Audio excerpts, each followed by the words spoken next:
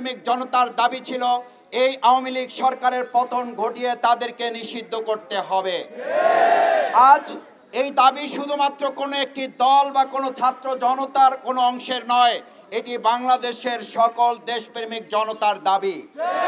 এখানে যারা এসেছে তাদের দলের পরিচয় বড় নয়, তারা বাংলাদেশ। এখানে যারা এসছে তুমি কে আমি কে, বাংলাদেশ বাংলাদেশ। আজ বাংলাদেশ দাবি তুলেছে।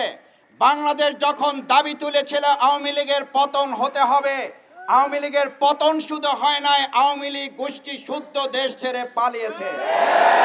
সেই পালানোর ধারাবাহিকতায় গতকালকে এবং তার আগের দিন পালানোর ধারাবাহিকতা তারা অব্যাহত রেখেছে। আমরা অত্যন্ত বিস্ময়ের সাথে লক্ষ্য করছি এই পালানোর সাথে তারা একটা অংশ সহযোগিতা করছে।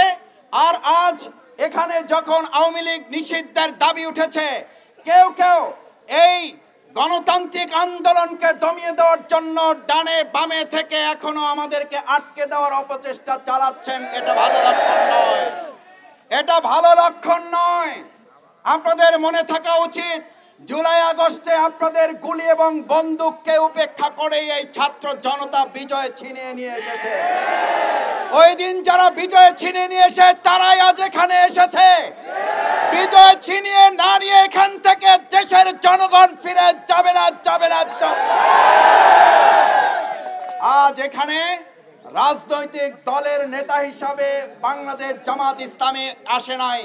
আমরা এসেছি এদেশের 18 কোটি জনগণের সকলের ঐক্যমতের ভিত্তিতে আমরা বাংলাদেশ আওয়ামী লীগের মতো গণহত্যাকারী একটা সংগঠনকে অতি সত্বর নিষিদ্ধ ঘোষণা করে এই ছাত্র জনতাকে নির্বিঘ্নে তার যার যার জায়গায় ফিরে যাওয়ার সুযোগ করে দিতে হবে। আমি খুব বিস্মিত হই, আমাদের কেউ কেউ বলেন এটি খুব স্পর্শকাতর জায়গা। আমি আমার ভাই বোনদের কাছে জিজ্ঞেস করতে চাই, এই যমুনার জায়গাটি যেমন স্পর্শকাতর, আমাদের বাংলাদেশের প্রত্যেকটি নাগরিককে স্পর্শকাতর না তারা স্বাভাবিক জীবন?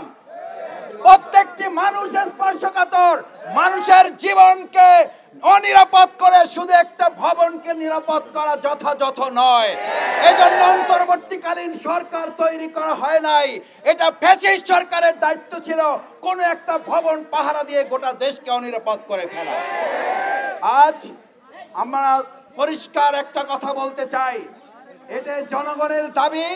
জনগণের দাবির প্রেক্ষিতে আমরা আশা করব বর্তমান অন্তর্বর্তীকালীন সরকারকে যে ছাত্র জনতায় ক্ষমতায় বসিয়েছে, সেই ছাত্র জনতা দাবি তুলেছে অবশ্যই আওয়ামী লীগকে নিষিদ্ধ করতে হবে। আমরা আজকে দুপুর পার করতে চাই না, তার আগে সকল রাজনৈতিক দলমত নির্বিশেষে ডেকে অবিলম্বে আওয়ামী লীগকে নিষিদ্ধ ঘোষণা করতে হবে।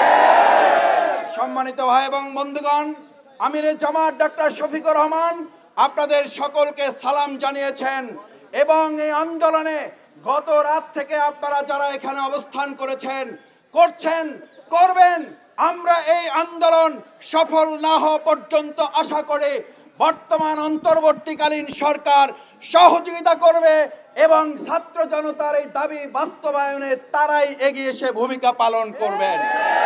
এই ছাত্র জনতা আবার জীবন দেওয়ার, আবার গুলির মুখে দাঁড়াক, সেটার জন্য অন্তর্বর্তীকালীন সরকার অপেক্ষা করবে, এটা আমাদের জন্য দুর্ভাগ্যজনক।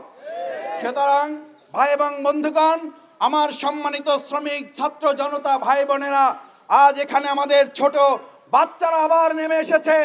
আমি সাংবাদিক ভাই বোনদের কাছে অনুরোধ করতে চাই, আমাদের ভাইয়েরা, আমাদের বোনেরা, আমাদের ছাত্র জনতা, আমাদের জুলাই যোদ্ধারা, আমাদের শহীদ পরিবার, আমাদের আহত বঙ্গুত্তরা এখনো যখন পুনর্বাসিত হয় নাই, তার আগে বিচার সংস্কার সম্পন্ন না করে আবার আরেকটা ঠুনকো নির্বাচন দিয়ে জাতির সাথে তামাশা করতে দেওয়া হবে। কারণ এরকম নির্বাচন আমাদের অবশ্যই প্রয়োজন, কিন্তু বিচার এবং সংস্কার ছাড়া জাতির প্রত্যাশিত নির্বাচন বাস্তবায়ন অসম্ভব। সেই জন্য আমরা দাবি জানাতে চাই, অবশ্যই দ্রুত সময়ের মধ্যে ছাত্র জনতার এই দাবিকে সামনে রেখে আওয়ামী লীগকে নিষিদ্ধ করে বাংলাদেশের জনগণের দাবি বাস্তবায়ন করবেন। মাঝখানে যুবলীগ, স্বেচ্ছাসেবক লীগ আর এই সমস্ত ডালপালা কাটার ষড়যন্ত্র করে আমাদের এই ছাত্র জনতাকে আর ঘরে ফিরিয়ে দিতে পারবেন না। নতুন আর কোনো প্রহসন করার প্রয়োজন নাই। প্রহসনের জন্য 8 মাস সময় এনাফ ইজ এনাফ।